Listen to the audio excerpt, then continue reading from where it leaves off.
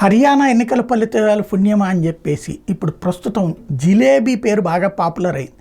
వాస్తవంగా ఎప్పుడన్నా ఎన్నికల్లో గెలిస్తే మన దక్షిణాది ప్రాంతాలు స్వీట్లు పంచుకున్నారు అంటారు. అదే గుజరాత్ లాంటి చోట్లన, ఉత్తరప్రదేశ్ లాంటి చోట్ల లడ్డూలు పంచుకున్నారు అంటుంటారు.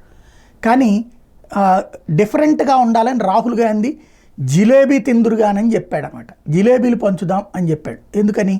హర్యానా జిలేబీకి ఫేమస్. మన ఏరియాల్లో కూడా చాలామంది హర్యానా నుంచి వచ్చి సెటిల్ అయ్యి ఇవి పెడుతుంటారు మనకి, పాపడు, తర్వాత జిలేబీ, సమోసా, కచోరీ ఇట్లాంటివి పెట్టి అమ్ముతూ ఉంటారు.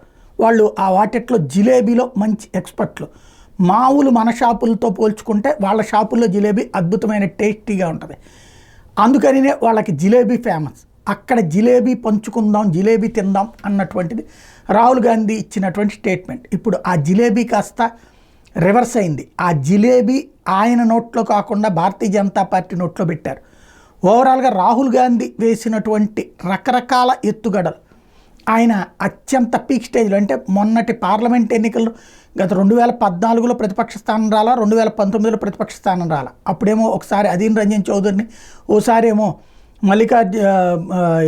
మల్లికార్జున్కి ఇచ్చేసేసి, ఇప్పుడు ఈ దఫా నిజమైనటువంటి ఖర్గేకి ఇచ్చేసేసి, ఈ దఫా పూర్తిస్థాయి ప్రతిపక్ష స్థానం రాగానే తను ఆ సీట్లో కూర్చున్నటువంటి రాహుల్ గాంధీ తొలి పరీక్ష హర్యానా, కాశ్మీర్. తీరా చూస్తే కాశ్మీర్లోనూ కాంగ్రెస్ పార్టీ అంతంత మాత్రంగా, కేవలం నామమాత్రంగా మిగిలితే INDIA కూటమి అన్నటువంటిదే. కానీ అక్కడ నేషనల్ కాన్ఫరెన్స్ ఫుల్ ప్లెడ్జ్డ్ మెజారిటీకి వస్తే కాంగ్రెస్ ఉనికి చాటుకుందంతే.